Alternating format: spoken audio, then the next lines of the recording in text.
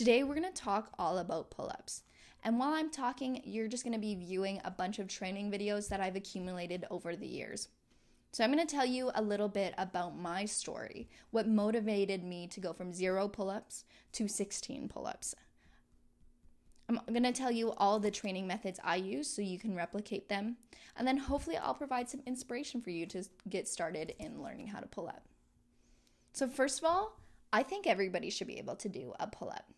Doing pull-ups is so rewarding. Training calisthenics in general is so rewarding. And that's because as soon as you nail that progression, as soon as you achieve it, there's always something to add onto it. So you're continuously learning and gaining new skills and strength, and it doesn't end.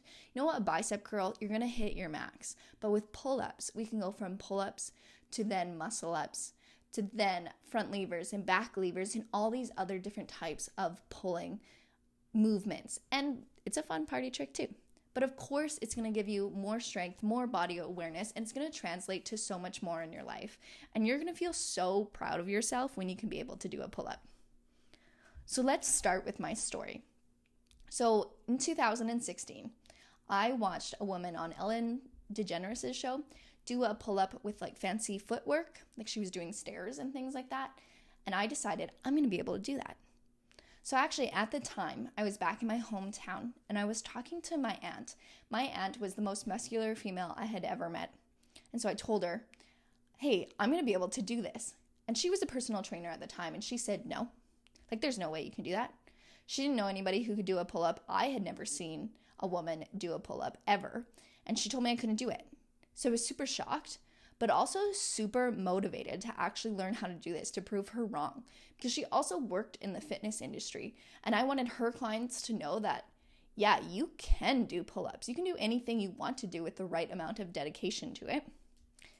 So thus began my journey. And what I was doing, I was already going to the gym, but obviously I wasn't attempting pull-ups before this. But I was going to the gym and I decided, okay, I'm going to start working on my pull-ups. But how am I going to start working on my pull-ups? So I'd seen lots of women use a band to do a pull-up, but I'd never seen a woman go from using a band to actually being able to do a pull-up. So I didn't want to be like everybody else. I decided, nope, I'm not using the band. Nope, that's not for me. So I started using negatives.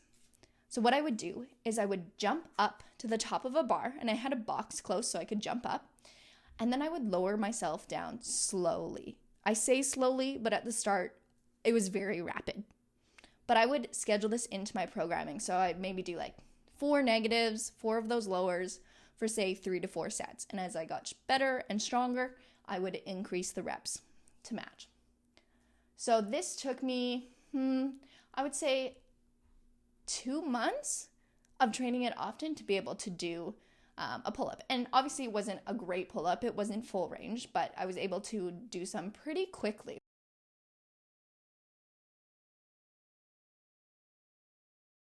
So negatives are a very important part of your training program. I still use negatives all the time. If there's a movement that is too hard for you to do the negative of it. For example, I want to increase my freestanding handstand push-ups. I can do a couple of them, but I want to increase my strength. So I've been using negatives. So I've been just performing the lowering part of the handstand push-up to get stronger, to then be able to complete more of the entire rep of a handstand push-up.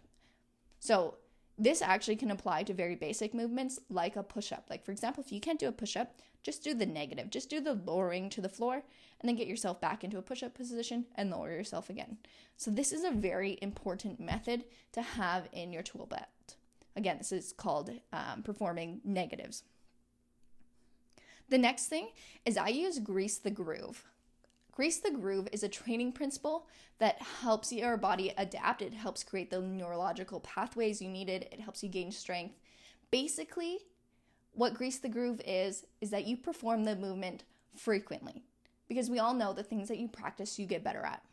So how I did this with pull-ups is I installed a pull-up bar in my bedroom door and I would just do a pull-up every time I came in and out. This is very effective. My sisters have since then been able to accumulate pull-up strength as well by doing the same thing. So grease the groove throughout the day, start adding in some pull-ups. And then while you're at the gym, actually program it so it's a strength training portion and you have sets and reps. But just at home, just frequently do pull-ups. So grease the groove is definitely a good training method, but it doesn't apply to all exercises.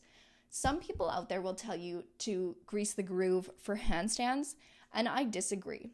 And the reason being is to jump up onto your wrists and put all of your weight on your wrists all of the time throughout the day is just too hard. Like, I personally don't do handstands until I'm warmed up, but a pull-up you can do at any time. You don't need a huge warm-up for your body.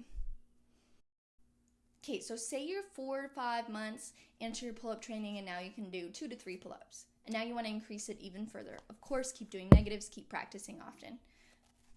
But what you can also do is you can add in pauses.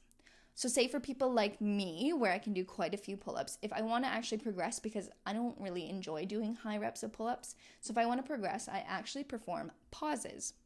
So I'll pull up to a 90-degree pause, pull up the full weight to chest, pause, lower to that 90-degree pause, go back up and come down, and that would be 1 rep. So I have those 3 pauses in there, and I perform that whole thing for maybe 6 reps for 3 sets. So you can always add in pauses to get even stronger. But overall, in order to get your pull-up, you just need time and dedication and focus, and you actually need to do it. What I also want to say is you might notice in some of these videos, I might appear much smaller.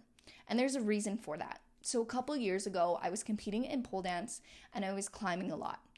And in order to be the best at pull-ups, I wanted to be lighter because I had less weight to pull up. And now my training has changed and I mostly perform pushing movements because I really enjoy handstands and I wanted to gain muscle size. So I think I'm like 15 pounds heavier than 2016.